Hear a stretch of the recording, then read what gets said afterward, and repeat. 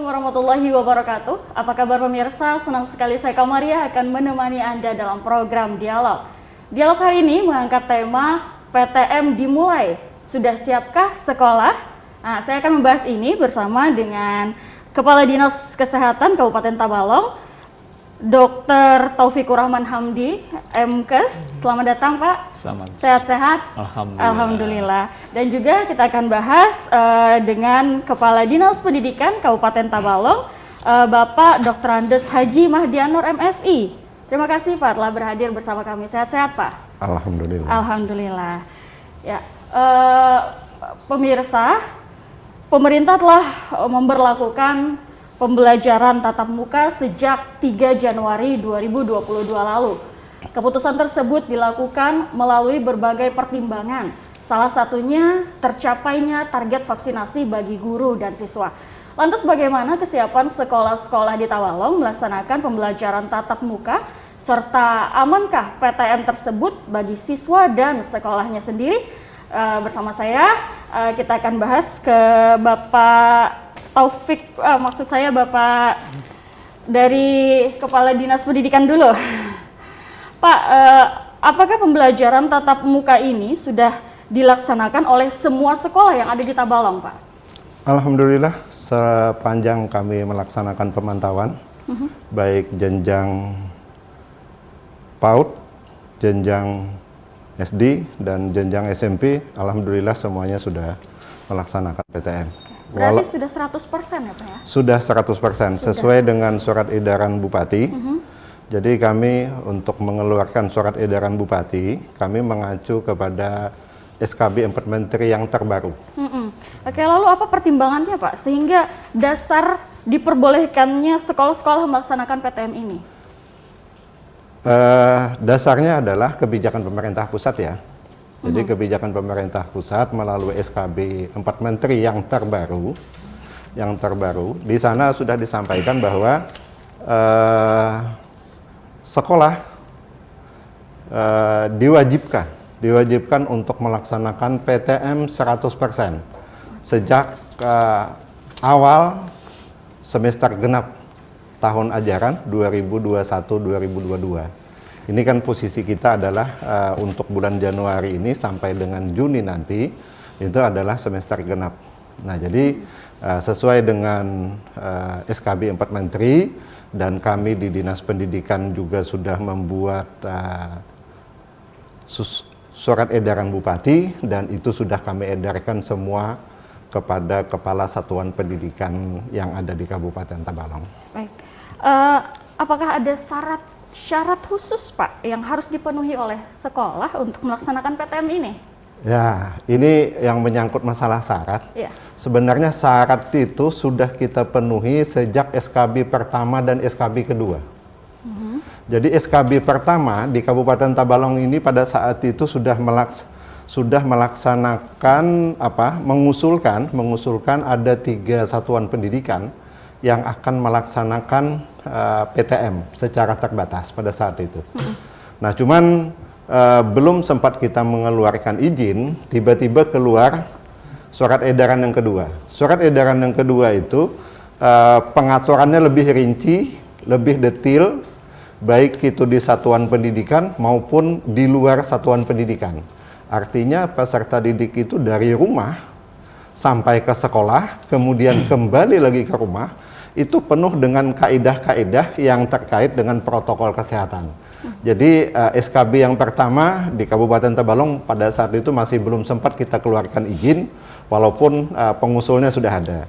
Nah, di SKB yang kedua, kita mengeluarkan banyak sekali yang kita keluarkan, sedikit sekali ada sekolah yang masih melaksanakan secara daring dan luring. Yang selebihnya adalah melaksanakan semua pembelajaran tatap muka dengan terbatas. Dengan terbatas, artinya terbatas waktu, terbatas kapasitas. Nah, jadi ada 2 hal yang harus kita perhatikan kemarin. Maksimal kemarin kan 3 jam, tapi di Kabupaten Tabalong pada umumnya menggunakan waktu 2 jam. Pada umumnya. Nah, kemudian sebelum dilaksanakan PTM itu persyaratan sudah dipenuhi.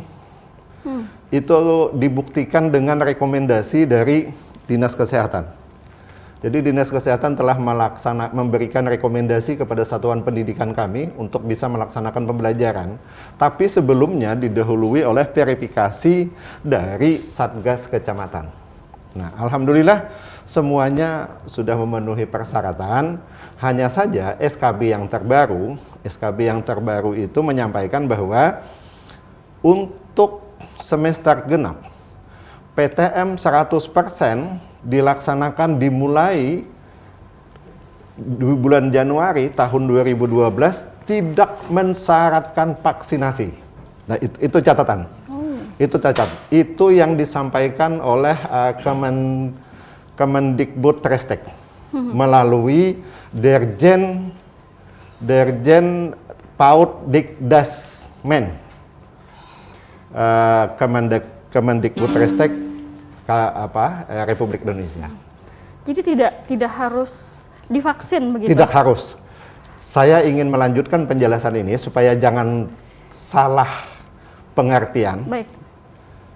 Yang dimaksudkan tidak disyaratkan itu pertimbangannya adalah karena selama ini kita telah terjadi learning loss, ketertinggalan pembelajaran.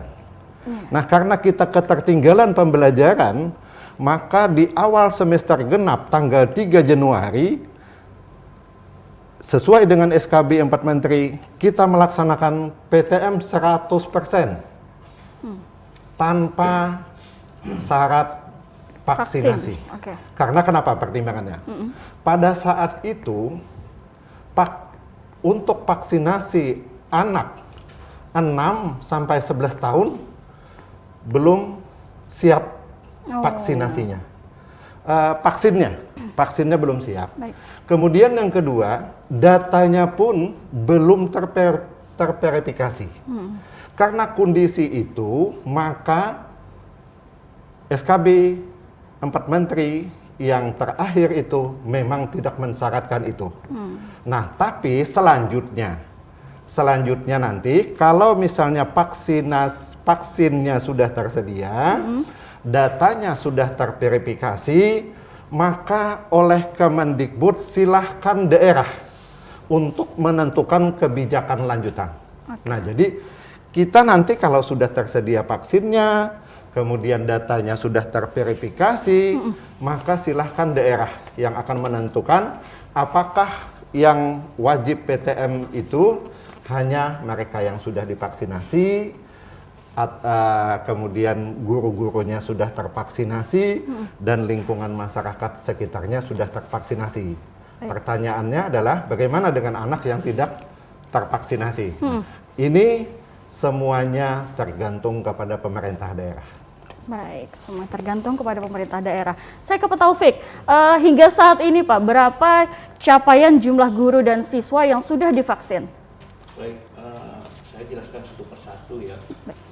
Mengenai guru, sasaran guru untuk vaksinasi di Kabupaten Tabalong itu ada 7.095 orang.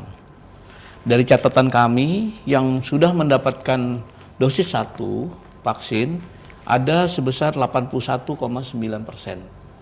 Dan dosis 2-nya juga cukup tinggi yaitu 72,5%. Itu guru. Nah, untuk siswa sebetulnya kami tidak punya data siswa apakah siswa SMA, SMP ataupun sekolah dasar. Namun kita punya cakupan dari kriteria umur. Nah, kalau dilihat dari kriteria umur untuk remaja yaitu umur 12 sampai 18 tahun itu dengan sasaran 24.354 orang, cakupan kita cukup tinggi, yaitu untuk dosis pertama itu 98,9%, hampir 100%. Sedangkan dosis keduanya adalah 60,7%. Nah, padahal kita ketahui umur 12 sampai 18 itu meliputi kelas 6 SD sampai mungkin SMK ya. SMA itu. Nah, artinya untuk ke atas sudah aman. Karena seperti disampaikan Pak Mandi, walaupun tidak disyaratkan vaksin, untuk kriteria umur dari 12 sampai 18, yaitu kelas 6 sampai SMK, itu sebetulnya sudah 98, Pak. Sudah aman ini.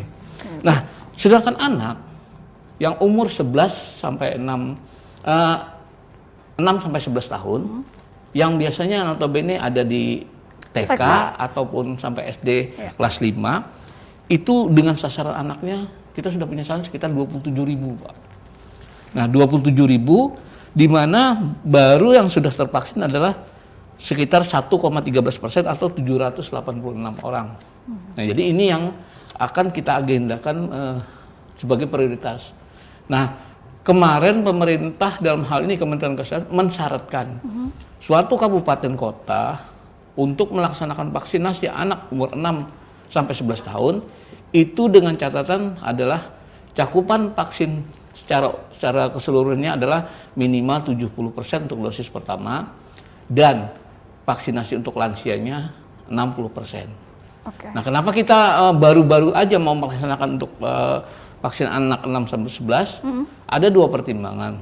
Pertama, kita baru mencapai 60 baru 1 minggu yang lalu.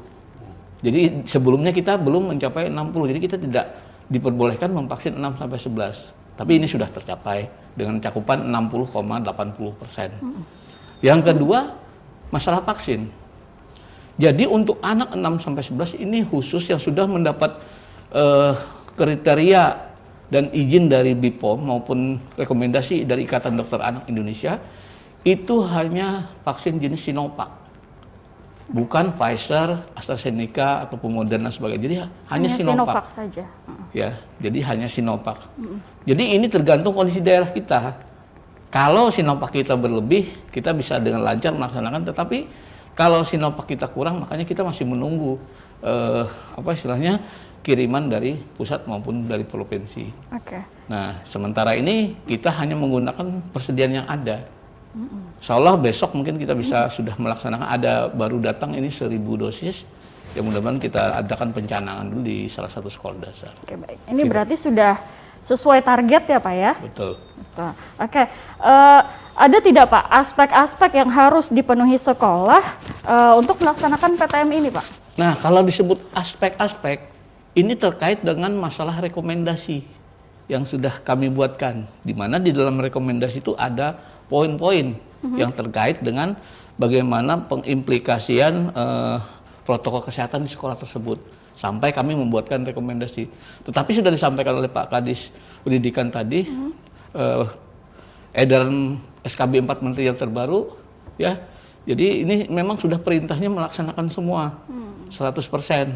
Bahkan untuk vaksin tidak dipersyaratkan. Tapi sebetulnya vaksin kita tenang saja karena kita tinggal anak 6 sampai 11 aja lagi. Kalau 12 sampai 18 itu sudah aman. Sudah aman ya, Pak. Nah, jadi kalau aspek-aspek ya secara umum kalau saya sampaikan ya itu penerapan protokol kesehatan. Bagaimana di sekolah itu tadi disampaikan oleh Pak Mahdi, anak itu dari berangkat sekolah sampai pulang sekolah itu melaksanakan kaidah-kaidah protokol kesehatan. Yang terpenting pertama, gunakan masker. Ya. Masker yang standar, baik dia selama belajar maupun sampai selesai pulang. Dan ini bisa berlangsung baik di luar maupun di dalam kelas. Oke. Yang kedua, di sekolah itu bagaimana bisa menyediakan fasilitas-fasilitas terkait dengan penerapan protokol kesehatan. Misalnya alat untuk cuci tangan, ya, beserta kelengkapannya. Kemudian pengaturan-pengaturan di kelas itu. Kalau dulu mungkin masih kita batasi ya, tadi disampaikan terbatas dari segi waktu maupun terbatas dari segi kapasitas. Nah, kita kemarin waktu yang sudah berjalan yang PTM terbatas masih menggunakan sekian persen ya, tidak 100%, kemudian waktu tadi maksimal cuma 2 jam ataupun 3 jam, tapi secara umum 2 jam. Nah itu, kaidah pokoknya apa-apa tadi ya itulah yang kita sampaikan. Dan saya rasa semua sudah memahami hal tersebut.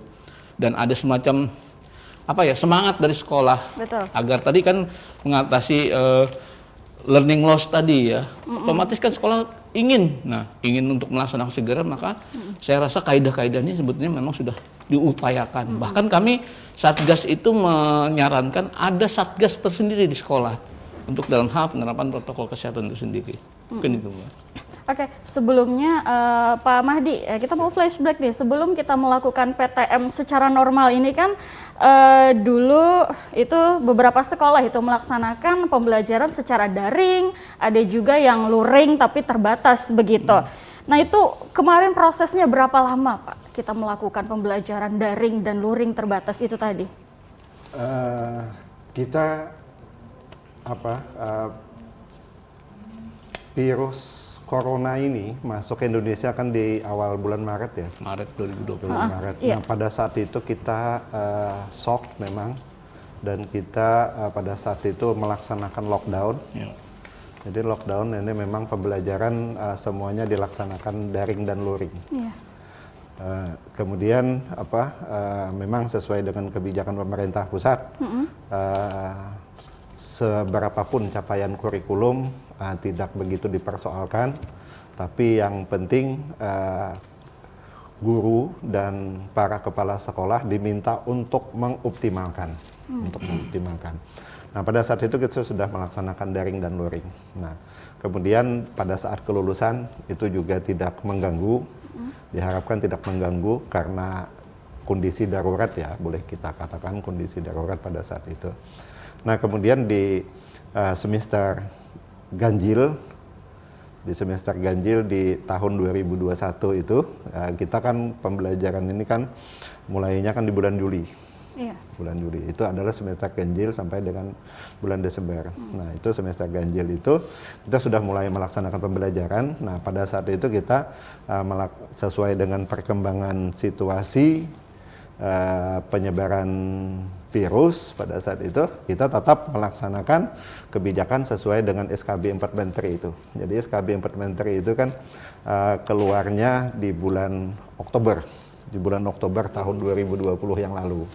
Nah, dengan berpatokan pada itu, maka kemarin pemerintah daerah bersama-sama dengan kami, Dinas Pendidikan, Dinas Kesehatan, ditambah dengan para camat yang mengkoordinir untuk melaksanakan verifikasi di lapangan dengan dibantu oleh Puskesmas ya, Alhamdulillah kita untuk Dinas Pendidikan jenjang SMP itu 100% melaksanakan PTM terbatas. 100%. Nah, cuman hanya SD yang sekitar 97%. Jadi ada memang beberapa SD yang belum berani melakukan itu, tapi kita tetap memantau mereka bahwa mereka terus melaksanakannya secara daring dan luring. Tapi mengingat juga kondisi kita Kabupaten Tabalong tentang ketersediaan sinyal ya. Betul. Ini jadi masalah juga di Kabupaten Tabalong, sehingga para guru lebih mengutamakan adalah kunjung. Jadi mereka melakukan kunjungan dalam suatu tempat begitu, sehingga bisa mereka bertemu dengan peserta didiknya secara terbatas begitu, kemudian mereka dikasih bekal materi pembelajaran, kemudian juga mereka bisa merespon mereka itu nanti melalui latihan yang dilaksanakan oleh para guru.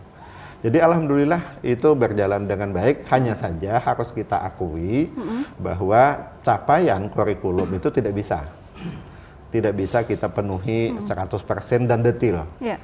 Kadang-kadang ini masing-masing satuan pendidikan juga punya strategi sendiri. Ada yang dari tematiknya mereka mampu mencapai 100%, tapi tidak detail. Yeah. Nah, tapi ada yang walaupun mereka hanya mencapai 60%, 70%, 80%, tapi mereka berani detail. Nah, ini ditoleransi sepenuhnya. Bagi kami adalah proses pembelajaran ini terus berjalan dan nanti akan terevaluasi pada saat mereka melaksanakan asesmen. Oke, baik. Pak Hamdi nih, Pak Taufik, upaya-upaya yang telah dilakukan dari Dinas Kesehatan untuk mempercepat vaksinasi ini Pak bagi guru dan siswa. Iya, sebetulnya vaksinasi untuk guru dan siswa itu adalah sasaran yang termudah bagi kami di Tabalong. Tidak seperti halnya masyarakat umum, lansia dan sebagainya. Ya. Kenapa? Karena mereka sudah ada di suatu tempat. Tinggal bagaimana kami berkoordinasi dengan pihak sekolah, dalam ini kepala sekolah, menjanjikan waktunya, bisa dilaksanakan. Jadi mudah ya, saja. namun bukannya tidak ada kendala. Nah, kendalanya adalah beberapa kemarin mungkin karena ketidakpahaman orang tua ataupun mungkin adanya info-info yang mungkin masih beredar di masyarakat tentang vaksin yang miring. Iya. Ada memang sebagian orang tua yang tidak setuju anaknya divaksinasi. Nah, inilah perlu ada suatu pendekatan, ya, sosialisasi maupun pendekatan tersendiri dari pihak aparat yang terdekat di sana, baik itu RT ataupun kepala desa atau Pak Camat. Nah, jadi memang tidak semua, dan itu setelah dilakukan beberapa pendekatan, alhamdulillah mungkin biasa yang menolak mungkin 100% ya, setelah dilakukan pendekatan tinggal 20% yang belum. Nah, itu aja kendalanya. Tapi kalau dari segi pencapaian sasaran mudah sekali. Karena dia sudah tempatnya terlokalisir. Betul. Nah, untuk jenis vaksinnya sendiri Pak, apakah untuk siswa dan guru ini sama jenis vaksinnya yang diberikan kepada masyarakat juga? Iya, jadi kalau siswa saya sampaikan sebetulnya hanya eksklusivitasnya itu ada di umur nanti yang rencananya 6 sampai 11 saja ya.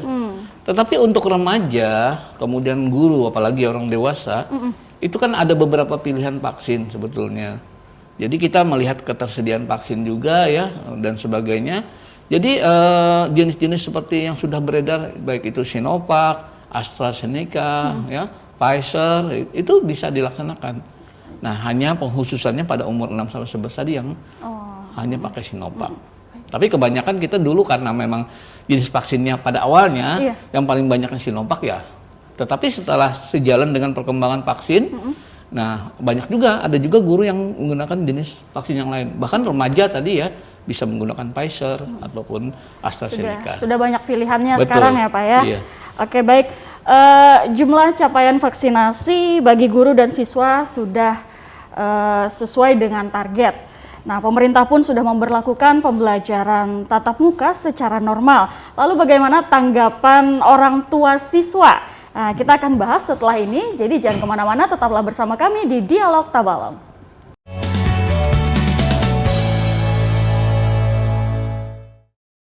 Terima kasih Anda masih bersama kami. Pemirsa, kita ada tayangan beberapa tanggapan dari para orang tua siswa terkait dilaksanakannya PTM secara normal seperti saat ini. Ini dia cuplikannya. Ya Bapak, mulai pendapat Bapak tentang kan anak-anak sekolah pada tanggal 3 Januari ini semuanya pada tetap muka sama gurunya. Jadi kayak apa pendapat sampean? Setuju aja, seharusnya dari dulu masuk sekolah itu Mas. Kalau anak itu sekolah di rumah, anak itu jadi malas gitu, banyak mainnya, main game. Kalau masuk sekolah, kan itu udah ada yang guru yang mengajari, mengarahkan. Jadi nggak Mas, setuju saya. Kalau anak-anak semua masuk sekolah Mas. Kalau belajar di rumah rasanya kurang anak-anak lebih bisa gitu kan. Namanya tatap muka kan nggak bisa langsung tatap muka dengan bapaknya, langsung bisa kan belajar langsung bapak di rumah aja terus kayak apa? Belajar.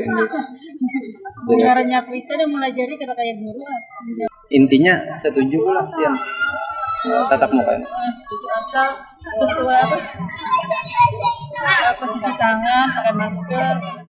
Kalau saya setuju aja selama anaknya nyaman, istilahnya malah mereka kayak bahagia aja karena untuk itu bisa menguasai langsung berhadapan langsung dengan gurunya. Kalau di sekolah itu sudah berapa tahun kan nggak turun gitu ya, istilahnya itu nggak nangkap langsung. Jadi aku tanya sama anak, gimana masuk sekolahnya, senang ketemu sama guru, bisa berhadapan langsung. Misalnya soal-soal bisa kita tanyakan langsung sama ibunya. Dan anaknya baru kelas 3 SD. Ya, itu tadi cuplikannya Pak. Dari cuplikan tadi, bagaimana tanggapannya Pak Mahdi? Dari 3 cuplikan yang kita cermati tadi, ternyata semua orang tua peserta didik itu setuju untuk melaksanakan pertemuan tatap muka. Dan itu juga sebenarnya hasil pemantauan kami selama ini. Bukan setuju lagi, malah nuntut sebenarnya. Jadi masyarakat itu sebenarnya malah menuntut untuk dilaksanakannya pertemuan tatap muka dalam hal pelaksanaan pendidikan ini. Ya hanya saja kita sebagai aparatur pemerintah, kita harus menyesuaikan dengan kebijakan pemerintah pusat. Pemerintah pusat pun punya pertimbangan. Pertimbangannya adalah supaya kita meminimalkan penyebaran. Nah, kalau bisa menghilangkan sama sekali kalau bisa. Nah, ini memang itu yang dapat kami alami selama kami melaksanakan pemantauan. Jadi tidak ada yang tidak setuju ya Pak ya? Alhamdulillah kami belum menemukan, malah nuntut malah. Malah menuntut, oke. Dan ini Pak, kalau dari Dinas Pendidikan itu bagaimana bisa menginstruksikan bahwasanya sekolah ini dapat menjamin terlaksananya protokol kesehatan? Memang kami di Dinas Pendidikan itu kan personalnya terbatas ya. Jadi memang kami untuk melaksanakan pemantauan ini bahwa mereka itu patuh terhadap protokol kesehatan, itu kami juga mohon bantuan dengan Satgas Kecamatan dan Satgas Desa ya. Jadi di desa pun kita minta pengertian pemerintah desa dan Satgasnya juga memantau sekolah-sekolah. Sekolah-sekolah di Kabupaten Tabalong ini banyak sekali. Jadi khusus jenjang SMP ada 60, kemudian jenjang SD itu ada 220 satuan pendidikan. Kemudian untuk PAUD itu sebenarnya sampai dengan penitipan anak itu 285. Jadi kan kami tidak mampu untuk memantau itu selalu dan semua. Kami memang meminta bantuan dengan Satgas, apakah Satgas Desa ataukah Satgas Kecamatan, tapi khusus kami di Dinas Pendidikan, kami terus-menerus mengarahkan semua pengawas sekolah. Jadi pengawas sekolah kan mereka memang tugas mereka di lapangan dan mereka melaksanakan pemantauan tentang kualitas pendidikan, jadi ada akademik begitu kan. Kemudian juga mereka memantau tentang manajemen kepala sekolah. Jadi manajemen pendidikan seperti apa? Nah ini yang menjadi sasaran itu adalah kepala sekolah. Nah ini kami juga memantaunya lewat para pengawas, di samping kami juga menugaskan para pembantu kami dalam hal ini adalah bidang-bidang. Jadi bidang-bidang itu sesuai dengan jenjangnya, ada bidang PAUD, mereka juga diturunkan, ada bidang SD, bidang pembinaan SD, mereka diturunkan, kemudian juga ada bidang SMP, mereka juga diturunkan. Cuman ya mohon maaf, tidak selalu, karena kenapa? Karena kita juga punya pekerjaan lain. Kita di dinas itu banyak sekali pekerjaan yang harus kita selesaikan, sehingga waktu ke lapangan pun kita terbatas. Saya aja pagi tadi itu ke Kecamatan Jaro, ada 4 satuan pendidikan yang menjadi sasaran saya untuk bisa memantau seperti apa pelaksanaan PTM 100% ini. Termasuk pembinaan terhadap guru dan tenaga kependidikan.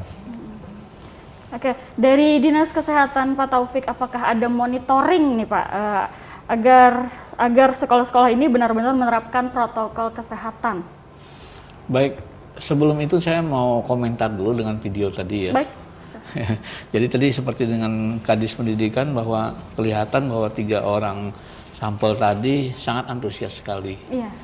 Namun jangan lupa, saya juga ingin tahu adakah kekhawatiran daripada orang tua kalau anaknya sekolah nanti kena COVID dan sebagainya kan gitu.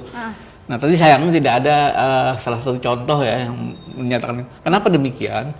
Karena kalau memang orang tua itu antusias, setidaknya dia juga harus dari rumah tuh sudah meyakinkan bahwa anaknya ini nanti di samping tujuan pendidikannya tercapai, tapi dia juga aman di sekolah. Jadi dia bisa sebagai mengingatkan anaknya tetap pakai protokol dan sebagainya. Bahkan dia juga bisa menuntut ke sekolah agar betul-betul dijamin sekolah itu aman gitu loh. Terus terang di tempat kami ya, karyawan kami dinas kesehatan itu kan banyak dokter, perawat, dan mereka juga punya anak kan yang kebutuhan sekolah sebagainya. Nah kalau dari segi mereka tuh itu yang jadi pertanyaan mereka. Kalau udah dibuka sekolah aman nggak anak saya ya? Nah tetapi gini, saya memang memaklumi ya, karena di situasi sekarang pada saat ini kasus sedang menurun ya, bahkan dikatakan landai, hampir beberapa waktu tidak ada kasus, ada 1 muncul kemudian hilang lagi. Nah ini menunjukkan bahwa memang proses penularan itu sudah mulai berkurang ya. Bahkan mungkin Pak Mahdi kita belum ada laporan ya, selama PTM full ini berjalan laporan bahwa ada siswa yang terkonfirmasi ataupun guru yang terkonfirmasi. Tidak ada. Ada klaster terbaru misalnya? Tidak ada, juga tidak ya, ada laporan. Sementara tidak ada laporan. Namun yang saya ingatkan satu hal, kalau anak itu benar-benar sakit ya, atau mungkin gejala-gejala flu-like syndrome, jangan diizinkan sekolah dulu. Karena kita belum pasti dia terkena COVID atau tidak ya. Kalau kebetulan ada sakit, ada yang sakit gitu loh. Jangan dipaksakan dia berangkat. Mendingan ya diistirahatkan sampai kita memantau kondisinya, dia tidak apa-apa dan sebagainya. Itu yang penting, itu harus diingatkan. Yang kedua, bagaimana di sekolah itu ada mekanisme. Kalau tiba-tiba pada saat pembelajaran ada siswa yang mendadak kena COVID atau sebagainya. Nah, kami Dinas Kesehatan sudah mengantisipasi waktu itu memberikan nomor kontak. Kan kami kan ada jajaran juga di kecamatan, yaitu berupa puskesmas sebagainya. Mungkin pada waktu peninjauan ataupun verifikasi itu kan kami selalu mengingatkan, ada nih nomor kontak untuk konsultasi atau mungkin ada perlu layanan bantuan sebagainya kalau terjadi sesuatu yang tidak diinginkan. Nah, kalau misalnya ada yang terkonfirmasi, apa yang harus kita lakukan?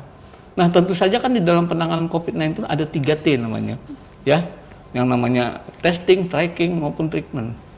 Nah, kalau ada di sekolah itu, misalnya ini mudah-mudahan tidak, ada yang terkonfirmasi, maka kita harus melakukan tracing di sekolah itu. Karena jelas kan kalau dia satu kelas dengan kumpul berapa jam, bisa kemungkinan terjadi penularan di sana. Betul. Nah, ini hal-hal ini sudah kami siapkan. Jadi kalau ada laporan mungkin dari sekolahnya Pak Mahdi ada yang nih mencurigakan atau sudah positif terkonfirmasi, maka kami segera melakukan tracing. Karena sebelum waktu Januari yang kita pembelajaran ini Pak total, itu kan ada satu kasus positif Pak pada anak-anak umur 8 tahun. Karena waktu itu dia mau operasi amandel ya di rumah sakit, setelah diperiksa dia terkonfirmasi. Nah, tapi untungnya waktu itu dia belum pergi ke sekolah dan sebagainya kan, waktu itu masih libur akhir tahun. Nah, oleh karena itu antisipasi kami tadi di samping menekankan terhadap penerapan protokol kesehatan gitu ya, baik dari rumah sampai pulang, jangan lupa juga harus mengantisipasi kalau ada kejadian-kejadian apa yang harus kita lakukan. Nah, seperti halnya seperti kita di pelayanan ya di puskesmas tuh. Kalau ada beberapa tenaga kesehatan yang terkonfirmasi, maka bisa puskesmas itu kita tutup sementara. Nah, kalau di sekolah apa yang kita lakukan? Nah, ini perlu adanya pertimbangan-pertimbangan. Nah, kami juga ada membantu, misalnya sekolah minta bantuan untuk dilakukan penyemprotan ya. Itu walaupun ada terkonfirmasi atau tidak, dengan BPBD sebagainya kita bisa memberikan distribusi disinfektan dan sebagainya.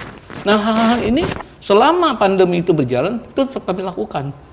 Tidak sama dengan kondisi sebelum pandemi. Walaupun mungkin PTM-nya sudah berjalan secara total. Nah, jadi jangan khawatir, kami selalu mengantisipasi hal-hal tersebut. Dan alhamdulillah Pak ya sampai sekarang ini semua berjalan aman. Mudah-mudahan kita selanjutnya bahkan kami juga mengejar target ini anak umur 6-11 kita lakukan vaksinasi sehingga semua persyaratan sudah terjamin. Jadi semuanya sudah dipastikan terjamin dan juga jangan lupa di rumah juga ya Pak harus diperhatikan sekali kesehatannya, protokol kesehatan juga. Jadi tadi yang Bapak sampaikan bahwa kalau anaknya dilihat sakit nih, kurang sehat nih, mending istirahat saja di rumah ya Pak ya. Jangan dipaksakan untuk pergi ke sekolah karena khawatirnya itu tadi akan menyebar luas ke mana-mana. Terkait efektivitas transferring ilmu Pak, secara daring dengan PTM secara langsung ini bagaimana Pak Mahdi?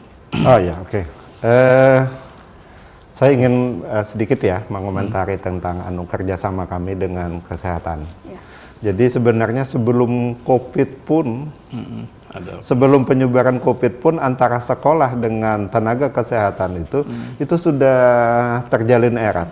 Banyak program-program dan kegiatan-kegiatan dari Dinas Kesehatan itu masuk sasarannya adalah kepada satuan pendidikan. Jadi mereka melaksanakan imunisasi, kemudian pemberian macam-macam itu sudah banyak sebenarnya. Jadi hubungan kerja antara sekolah dengan tenaga kesehatan itu sudah terjalin lama sebelum penyebaran COVID.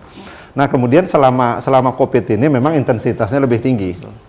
Intensitasnya lebih tinggi. Jadi secara teknis begini, kepala sekolah dan guru itu punya nomor, punya nomor kontak dengan tenaga kesehatan. Jadi kalau ada apa-apa, mereka cepat untuk menyampaikan kalau terjadi apa-apa.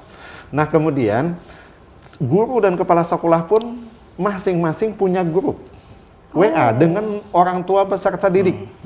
Dan situ selalu diwanti-wanti kalau anaknya misalnya sedang ada gangguan, apakah pelek atau ada keluhan lain, ini segera diantisipasi saja untuk tidak turun ke sekolah dan segera dibawa ke puskesmas supaya kita mendeteksi lebih awal, jangan sampai terjadi penyebaran dan lain sebagainya. Nah, ini kan sudah berjalan sebenarnya, sudah berjalan. Nah, lalu kalau pertanyaannya seberapa efektif pelaksanaan, nah ini memang jujur kalau yang namanya teknologi informasi ini sangat membantu kita ya, sangat membantu kita. Dan di samping mempermudah, mempercepat, kemudian banyak lagi gitu keunggulan-keunggulan teknologi informasi. Tapi jangan lupa di sana juga ada gangguan. Ada gangguan? Ada gangguan kan, sering gitu, sering.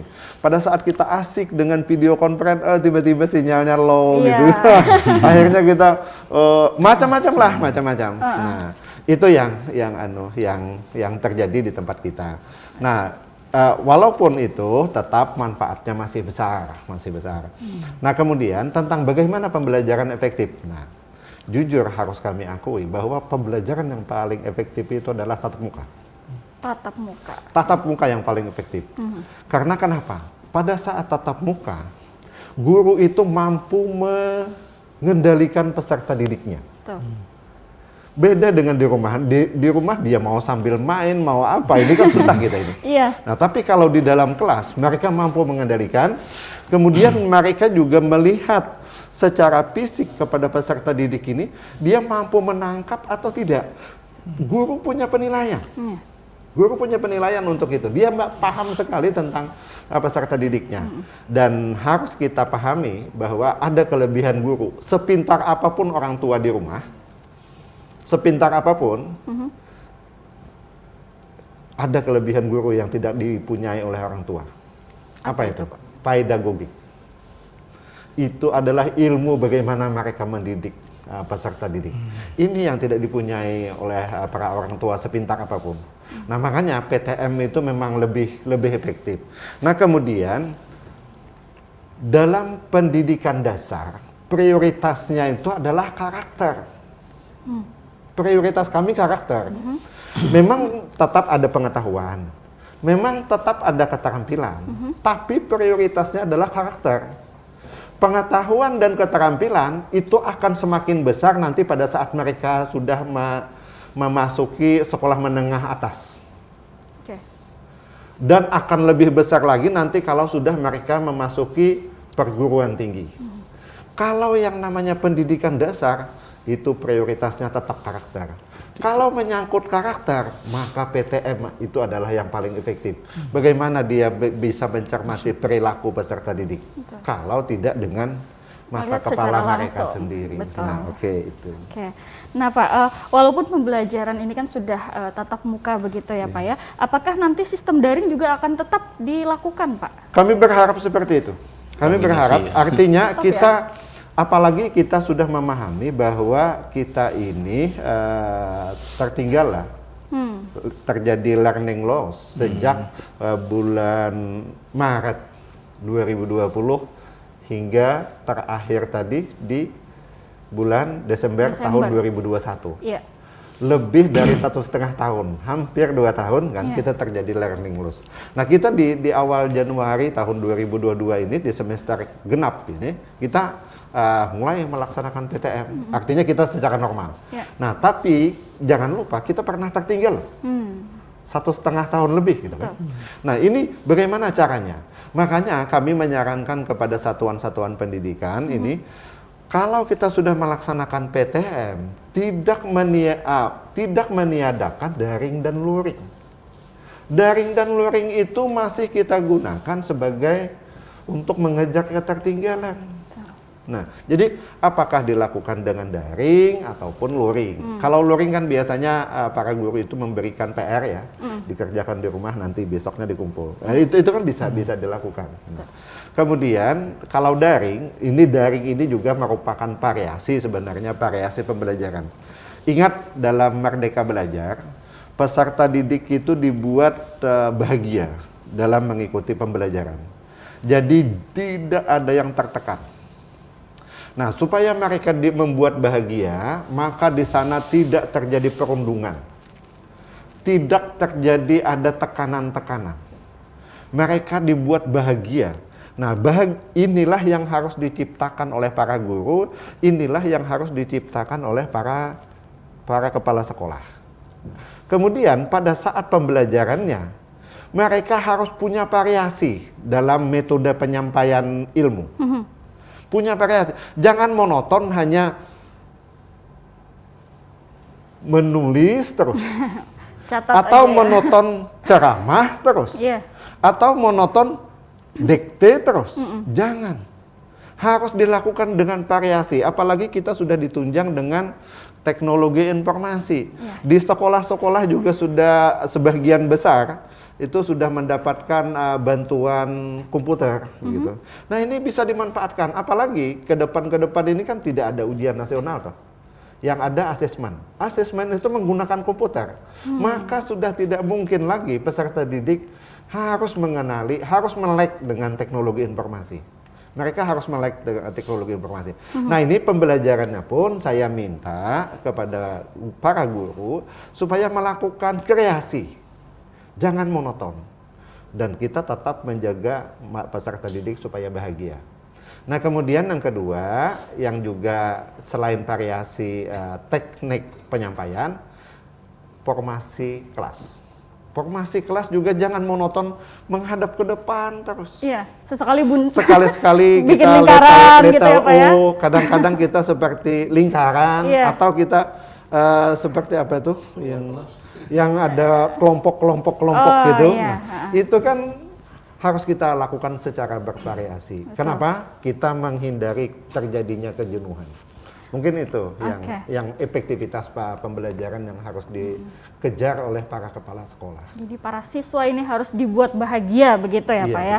Oke, Pak Taufik, tren kasus COVID saat ini Pak bagaimana? Apakah sudah turun drastis? Tapi nanti dulu dijawab nanti setelah jeda. Jangan kemana-mana, tetaplah bersama kami di Dialog.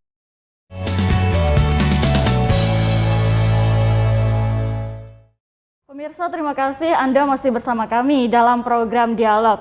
Saya mau ke Pak Taufik nih Pak. Bagaimana perkembangan kasus COVID-19 bagi siswa sekolah Pak? Ya, seperti yang saya jelaskan di depan tadi ya.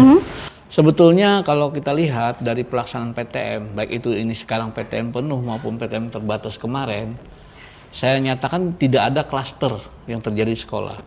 Nah, klaster ini artinya pada saat itu mungkin di satu sekolah itu ada terjadi penularan kasus COVID-19. Misalnya dalam satu kelas itu ada 10 atau 20 anak yang terpapar COVID akibat ada penularan di sekolah tersebut. Namun secara kasuistik untuk perorangan, baik itu pada saat dulu ya sebelum pelaksanaan PTM total ini, kan ada yang sebagian PTM, ada yang tidak ya. Tetapi dari data kasus untuk usia-usia, memang ada juga yang terkonfirmasi pada usia-usia sekolah. Tapi ini saya yakini penularannya terjadi di masyarakat ataupun di keluarganya sendiri. Bukan di sekolah. Bukan sekolah. Dan itu pun langkah antisipasinya apabila kebetulan waktu itu di sekolah itu dilaksanakan PTM, pasti orang yang terkonfirmasi itu akan diberi dispensasi, tidak akan masuk sekolah sampai dia dinyatakan oleh hasil PCR dia benar-benar sembuh. Baru dia boleh masuk sekolah. Nah, ini sudah diproteksi oleh pihak sekolah untuk hal tersebut. Nah, tapi kalau pada saat yang sekarang PTM penuh, itu belum ada laporan bahwa terjadi klaster baru di baik itu siswa maupun guru. Tetapi secara kasuistik di masyarakat tentu saja kan guru juga anggota masyarakat, siswa juga anggota masyarakat. Itu memang untuk usia-usia sekolah masih ada waktu kemarin. Tapi sekarang kasus kan sudah nol ini di Tabalong. Yang saya cerita apalagi waktu terjadi peningkatan yang cukup drastis pada bulan Juli Agustus, yaitu waktu varian Delta. Ini banyak sekali. Nah itu mungkin gambarannya. Berarti sekarang sudah tidak ada ya Pak ya, tidak ada klaster lagi. Oke, Pak Mahdi nih, adakah kekhawatiran dari para orang tua Pak terkait dilaksanakannya PTM ini Pak? Ya, memang sepanjang pelaksanaan PTM terbatas kemarin ada sebenarnya orang tua peserta didik yang mengkhawatirkan tentang pelaksanaan PTM. Nah, bagi kami di lingkup pendidikan ini tetap terus berjuang untuk melaksanakan pembelajaran efektif, tetap terus berjuang. Nah, tapi kami juga tidak meniadakan tentang adanya kekhawatiran orang tua. Jadi bagi orang tua yang tidak merasa nyaman kalau anaknya mengikuti pembelajaran tatap muka terbatas di sekolah ataupun full sekarang 100%, silahkan untuk tidak mengizinkan anaknya untuk mengikuti pembelajaran tatap muka di sekolah. Tapi harapan kami adalah orang tua tersebut itu lapor dengan para gurunya supaya kami melanjutkan mekanisme daring dan luring. Jadi kalaupun ada silahkan saja. Ini adalah hak orang tua ya, adalah hak peserta didik untuk melaksanakan itu. Nah, kemudian kalau ada kekhawatiran di sekolah misalnya akan terjadi klaster. Ini kan ada kaitannya dengan orang tua yang khawatir tadi untuk menghadiri PTM. Kalau ada klaster, sebenarnya di SKB 4 Menteri itu sudah ada mekanismenya kami. Jadi kalau misalnya ada terjadi kasus, bahkan sampai menjadi klaster, mekanisme kami sudah ada. Mereka akan menghentikan PTM dalam waktu tertentu. Nah, waktu tertentu itu praktek kita selama ini tidak terjadi klaster pada saat itu. Hanya ada peserta didik kita yang terkonfirmasi COVID, gitu kan. Itu akan dibantu dinilai oleh tenaga kesehatan. Apakah waktu untuk menghentikan PTM itu 5 hari atau 7 hari atau 10 hari, itu tergantung penilaian teman-teman tenaga pendidikan, tenaga kesehatan. Kami peserta didik sepenuhnya menyerahkan kepada ahlinya. Nah, jadi kalau misalnya diberikan, oh ini cukup hanya 5 hari aja, ya kami 5 hari. Jadi mekanisme itu ada. Setelah itu mereka akan melaksanakan PTM lagi. Karena kami terus-menerus berjuang untuk mencerdaskan anak bangsa. Jadi kami tidak bisa dihentikan hanya karena penyebaran seperti ini. Nah, ini kalaupun ini memang mengkhawatirkan kepada kesehatan, kami akan mencari solusi bagaimana caranya supaya pembelajaran tetap berjalan dengan baik dan kalau bisa optimal kita laksanakan. Oke. Pak Taufik ada yang mau ditambahkan? Ya, mungkin saya ingin menambahkan sedikit masalah tadi dispensasi kata Pak Mahdi untuk para orang tua yang ada kekhawatiran. Jangan lupa dalam COVID itu kan golongan-golongan yang ada yang rentan. Dalam hal ini misalnya memiliki komorbid. Nah, siapa tahu ya di antara anak siswa didik ini menderita penyakit jantung atau mengalami yang disebut dengan imunokompromis, artinya dia punya penyakit-penyakit yang menyebabkan imunnya daya tahannya turun. Nah, ini mungkin Pak Mahdi bisa diberikan dispensasi. Karena kalau kita memaksakan dia sementara dia sudah punya potensi itu. Nah, ini kan sama aja bunuh diri gitu loh.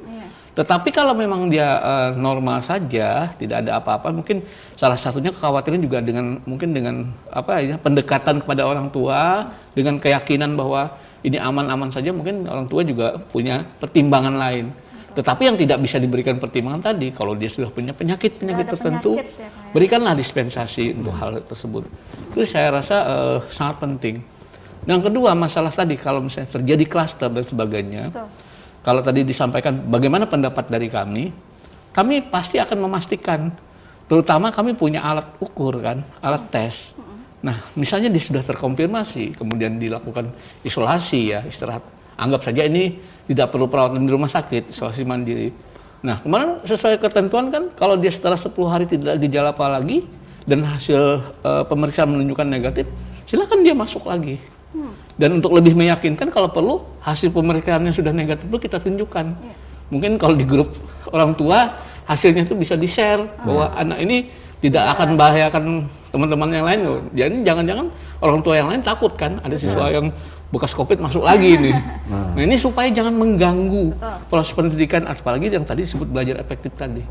Jadi mungkin itu masukan saya beberapa hal tersebut. Jadi sama seperti orang tua yang memiliki siswa yang komorbid atau apa istilahnya kerentanan yang cukup tinggi. Itu ya. Oke, Pak Mahdi, mungkin adakah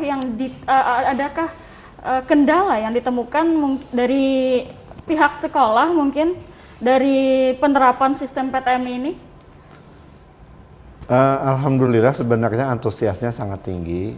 Cuman kalau dikatakan kendala pasti ada ya, kendala pasti ada. Cuman karena manajemen pendidikan itu adalah berbasis sekolah, maka otonomi kepala sekolah dan para guru itu tinggi.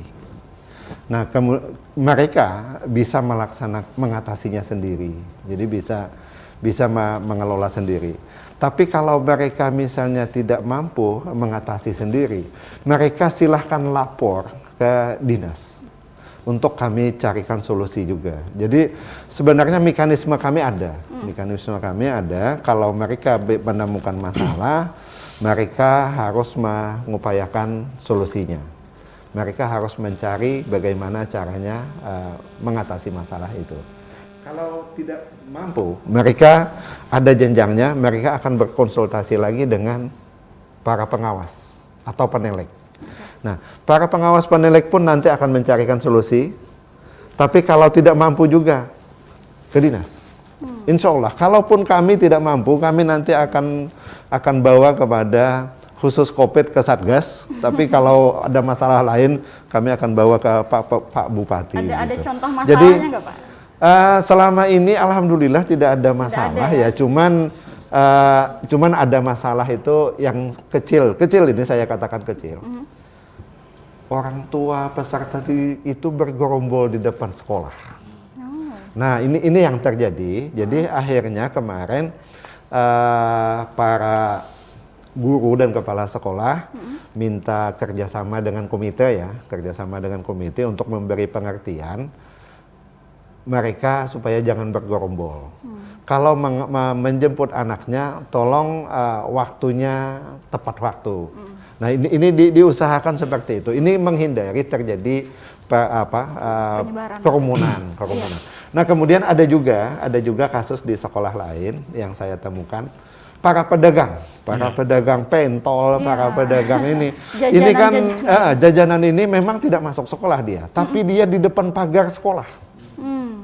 Dan di situ tempat terjadinya penjemputan. Ini kan terjadi luar biasa ini. Akhirnya kemarin, tapi manajemen kami tetap manajemen sekolah. Jadi manajemen pendidikan berbasis sekolah. Kepala sekolahnya itu berhubungan langsung ke Satpol PP. Mereka minta bantuan Satpol PP untuk melakukan penertiban pedagang itu.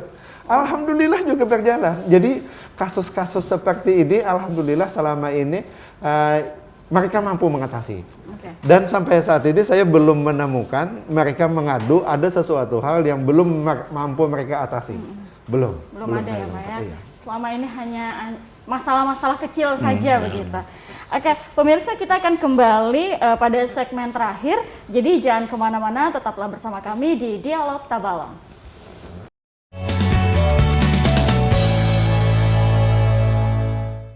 Pemirsa, terima kasih Anda masih bersama kami.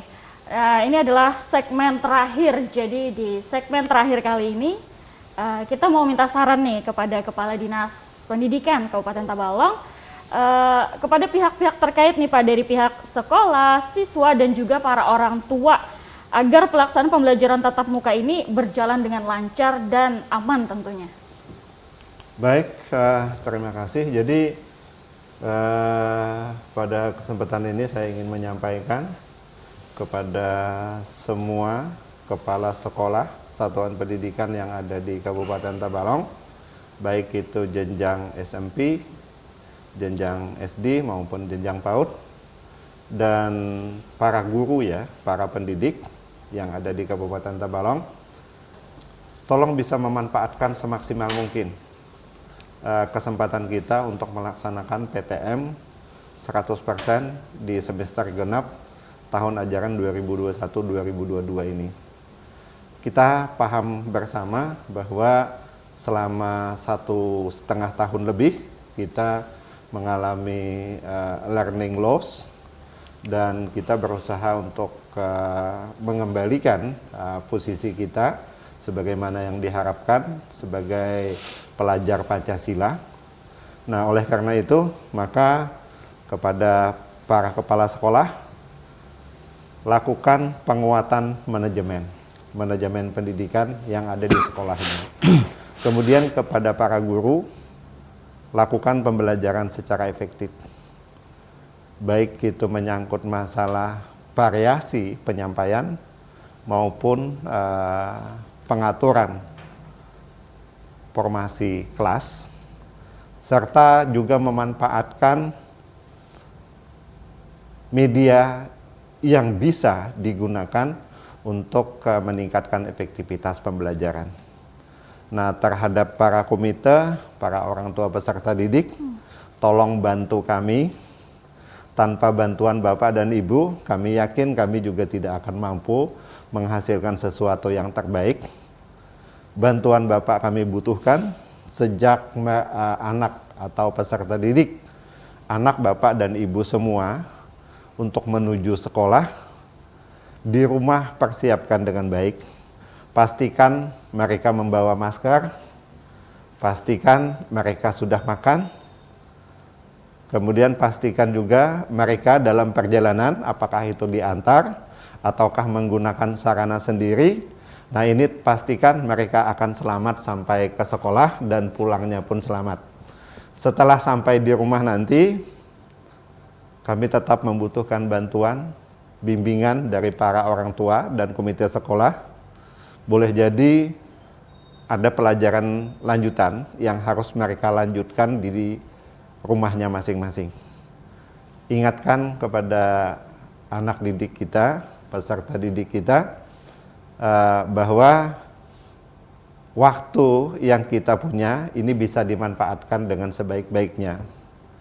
Dan kepada sekolah juga kami berharap manfaatkan perpustakaan. Perpustakaan sekolah ada, dan ini bisa dimanfaatkan apakah mereka berkunjung ke perpustakaan ataukah mereka melakukan peminjaman untuk dibawa pulang. Nah, ini kami mohon masing-masing sekolah bisa memberikan pelayanan yang terbaik kepada peserta didik kita. Kita berharap peserta didik nanti akan menjadi sumber daya manusia yang beriman dan bertakwa, punya akhlak yang mulia, sehat, cakap atau terampil, kemudian berpikiran kritis atau berpengetahuan, mandiri, dan bertanggung jawab. Nah, ini kami harapkan kepada kita semua, pemangku kepentingan dunia pendidikan. Mari kita bergandeng tangan, mari kita berusaha untuk mewujudkan sumber daya manusia unggul di Kabupaten Tabalong. Terima kasih. Baik, luar biasa. Terakhir dari Kepala Dinas Kesehatan, Pak, apa sarannya nih Pak untuk pihak sekolah, pihak siswa juga orang tua?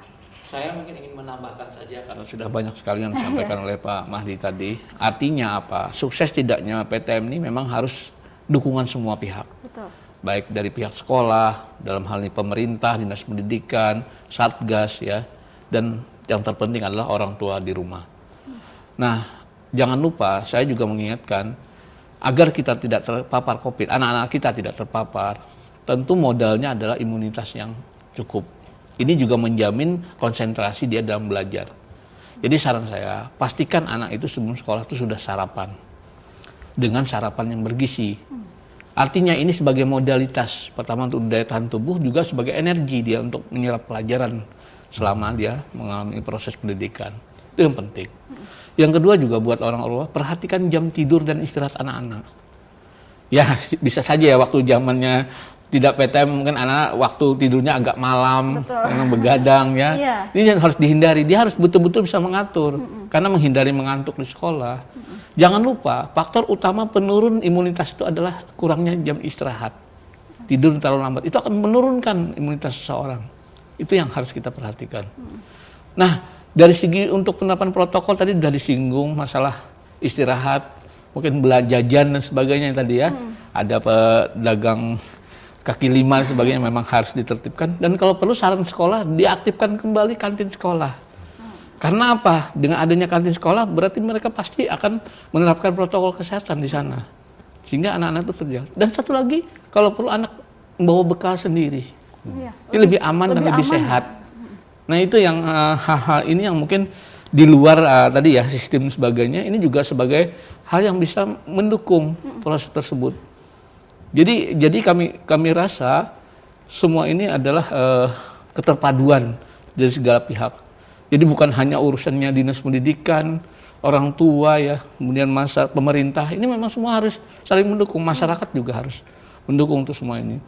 Sehingga tadi masalah learning loss ini bisa kita kejar dengan baik ya. Tetapi juga itu perlu modalitas.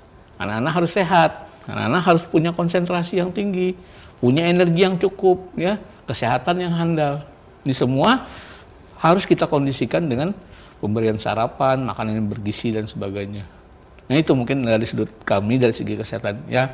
Pada intinya kami siap mendukung semua. Dan satu lagi pesan saya, tolong kita segera akan melakukan vaksinasi untuk anak umur 6 sampai 11. Mohon dukungan orang tua Pak. Jangan sampai ada kesan orang tua malah menghalangi ini untuk tidak divaksin. Karena ini juga sebagai modalitas tadi ya saya sampaikan kan tadi, imun yang kuat, gizi yang baik, ditambah lagi vaksin. Sehingga komponen-komponen ini akan mendukung terlaksananya PTM ini dengan sesuai yang diharapkan tadi oleh Pak Kadis Pendidikan untuk mengejar ketertinggalan tadi. Jadi tolong sukseskan, kami segera nih dalam beberapa waktu ini akan melaksanakan mohon izin untuk 6 sampai 11 tahun secara masif se Kabupaten Tabalong. Ini mohon dukungan segala pihak. Terima kasih. Mungkin Pak ya. Mungkin dengan divaksin itu bukan berarti terhindar dari penularan COVID, tidak. Tapi daya tahannya kalau dia terkena lebih baik. Lebih baik karena menyangkut masalah imun. Bukan menjamin dia tidak terkena, kan menjamin tadi dengan protokol yang bagus tadi. Tetapi dengan kita tambah lagi dengan vaksin itu semakin melengkapkan imunnya untuk lebih baik. Itu pentingnya vaksin tadi ya. Karena mohon dukungan semua orang tua anaknya 6 sampai 11 untuk divaksin nanti. Kami akan secara masif akan melakukan di sekolah-sekolah sekalian dengan pelaksanaan PTM ini. Nah, jadi dari para orang tua, dari pihak sekolah, juga dari pemangku kebijakan, kita semua harus bekerja sama, begitu ya Pak? Baik, pemirsa, itulah tadi dialog kita bersama Kepala Dinas Pendidikan Kabupaten Tabalong dan Kepala Dinas Kesehatan Kabupaten Tabalong, dan juga beliau juga sebagai juru bicara Satuan Tugas COVID-19 Tabalong. Kami ucapkan terima kasih Pak Mahdi dan juga Dr. Taufik. Pemirsa di rumah juga terima kasih. Kita ketemu lagi minggu depan tentunya di program Dialog. Akhir kata saya Kamaria beserta kru yang bertugas pamit undur diri. Wassalamualaikum warahmatullahi wabarakatuh dan sampai jumpa. Waalaikumsalam.